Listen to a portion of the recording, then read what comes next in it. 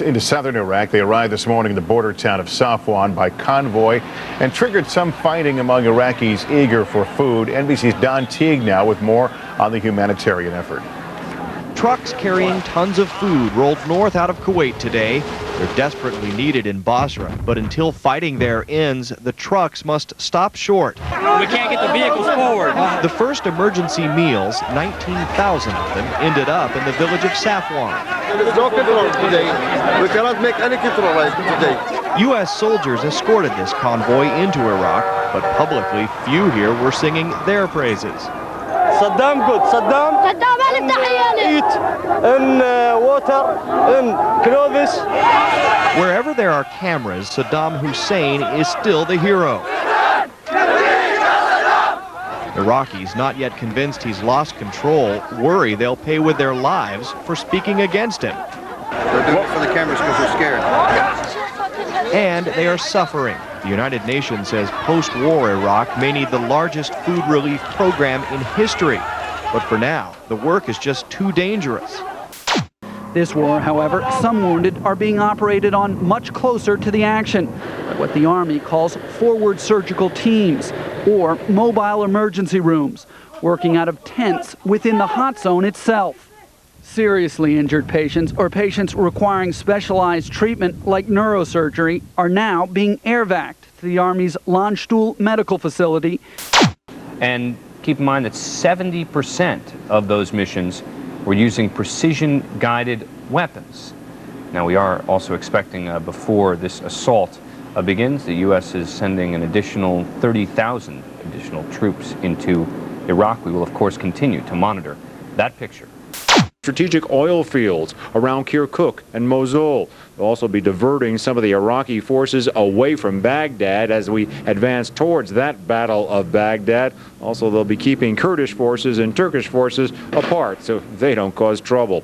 This as Republican Guard units taking advantage of some bad weather in the last couple of days, repositioning themselves around Baghdad. There have been reports of as many as 1,000 vehicles streaming south. My colleague Brett Baer and his very good sources there at the Pentagon correcting that. His sources telling him there is movement, but it's more of a firming up of the defensive rings around Baghdad, and with the weather lifting, these too could be targets for Allied air power. And finally, as civilians stream out of the southern Iraqi city of Basra, so does a column of as many as 120 departing Iraqi military vehicles. Not exactly sure what the motivation here is, perhaps with British troops ringing the city of Basra. It's the decision being made by the Iraqis to make a break for it. Some others have thought that perhaps they might be trying to go south and reclaim some land that the Allied forces had already gained control of. But Ritter is saying the United States does not have the military means to take over Baghdad and will lose the war. Ritter says, quote,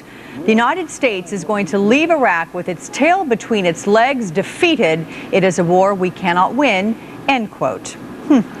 Senior administration sources who have now taken a look at that video, they say it still does not resolve the question of whether he is alive or dead. They noted that the video is in black and white. Normally he is seen in color. It appears to have been made in a different location than the video seen on March 24th. Saddam and his son Qusay seem to be healthy, but the sources noted that once again he is seen seated and that he has not been seen standing in any video since the Iraqi TV originally was released after the bombing of that barracks. The question remains, who is the woman that we saw briefly in that photo? They are trying to determine who that is. Don't know who that person is now. Again, the sources say that it does not clearly say whether he is dead or alive. The question remains, when was that tape made and where was it made? Here it is being sighted in. Apparently this is what is happening now. There goes another outbound. Here, this is an indication of a tense situation with reports of resistance to that same Fedayeen Saddam we were talking about, forces in that area. There was a 2-hour standoff between this group of Marines and members of the Fedayeen Saddam as they approached the Marine Corps positions, and they continue to fire. It's incredibly loud. If you are there, it is a little... Saddam Hussein. U.S. officials currently are inspecting that tape to determine whether or not it is recent or if it is pre-recorded. And also looking it over is our own Waleed Faris, professor for Middle Eastern Affairs. And Waleed, what are your thoughts? Well, still this tape doesn't tell us if it's shot recently, it is not live. This type of pictures reflect meetings in times of stability and in times of preparation for war. This is the Council of War. It's unlikely that these people who are member of that council would meet for the picture. So you think maybe they have a library of pre-recorded tapes of Oh, Saddam certainly, Hussein? certainly. All right. Waleed Ferris, thank you very much.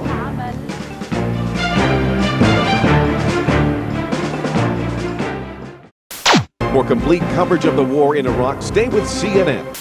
이 제1해병 원정군은 기름이 부족해서 차량을 제대로 움직이지 못하고 있습니다. 바그다드 진격의 시점과 방법 모두 전면 수정을 할 수밖에 없게 됐습니다. 다소 잦아들긴 했지만 거대한 모래바람은 오늘도 미군의 진격을 막았습니다. 천을 얼굴에 두르고 보호 안경을 써도 모래는 살속을 파고듭니다. Sand gets in your eyes, it's hard to breathe, you know, and we're pushing through. 모래 때문에 멈춰선 브래들리 전차 주변에서 병사들은 아예 엔진을 분해해 청소하고 있습니다. 모래가 낀 기관총도 큰 문제입니다. 닦아도 모래는 기름에 다시 엉겨붙습니다. If we don't get this engine done, I mean, it could be our life. 수리도 잠시뿐. 폭풍 후 같은 모래바람에 병사들은 얼굴을 비옷으로 가리고 모래를 피하기 급급했습니다. 거대한 모래 폭풍에 발이 묶인 가운데 미군은 오늘 이라크 남부 나시리아 부근에서 서로 5인 사격을 해 37명이 다치고 차량 6대가 파괴됐습니다. MBC 뉴스 김재용입니다. Iraqi resistance remains fierce, surprising U.S. Marines like Josh Menard, who got wounded. What appeared to be civilians came out with RPGs or AK-47s from the city side and started shooting at us up on the bridge. Baghdad is still under bombardment, and the U.S. command still hit with charges that a U.S. missile killed 14 civilians here yesterday. The local town too hostile to accept help. This is far from the rapturous welcome many soldiers were led to expect. But in one dusty corner of Iraq, a British doctor is winning his own small battle against fear and mistrust. Andrea Catherwood, Southern Iraq.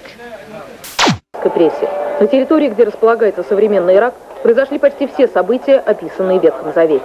В окрестностях Басры, где уже несколько дней продолжаются бои, находились райские сады.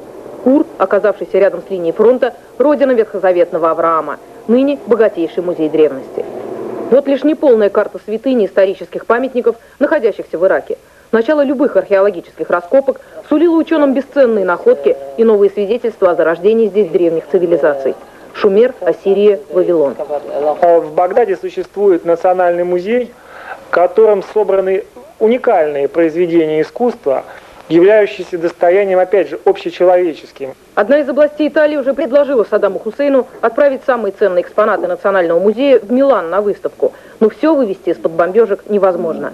Сам Багдад – это город-музей. Бывший университет Аль-Мустансирия, первый вуз арабского мира. Математику, философию, юриспруденцию здесь преподавали с 13 века. Золотая мечеть – одна из красивейших в мире. Дворец аббасидов начала 12 века, где жили багдадские халифы. Он находится в 50 метрах от Министерства обороны, значит, его судьба висит на волоске. Входящая в десятку главных мусульманских святынь Кербела – ближайший пригород Багдада. В 2 часах езды – Вавилон, столица всех столиц. Восстановленные ворота Иштар и древняя статуя льва пока не пострадали. Но и они находятся поблизости от объекта, который, скорее всего, станет мишенью американских войск – загородной резиденции Хусейна. Кстати, Соединенные Штаты не участвуют в конвенции, обязывающей сохранять культурное достояние во время ведения войны. А в том, что войска будут продвигаться по территории, на которой располагались древние цивилизации, сомневаться не приходится. Эти цивилизации, как и современная дорожная сеть, основывались в долинах рек. When they say it's secure, then we have a chance to assess on our own and decide when we have been ineffective for the people we're trying to serve, and we can't do that. It's irresponsible. Well, how do you do it? But we do it in a variety of ways. We wait, first of all, for the military permission. Secondarily, there is a United Nations assessment team that goes in and makes security recommendations. That's not mandatory for us, but we take a look at that. So far, it hasn't even been safe enough for that UN team to go in to make any evaluation. And then thirdly, we use sources on the ground, our own sources, people who are there, people who have come out to give us information about the attitudes of the community and the likelihood of us operating safely over time. And we put all of that together and then make our own decision. Obviously, the downside of being wrong is pretty big. Margaret, what are your sources? I mean, what are they telling you about the situation, whether you would be welcome or you would be, just like other Americans, evidently, at least in the early going, we seem to be getting a fair amount of resentment.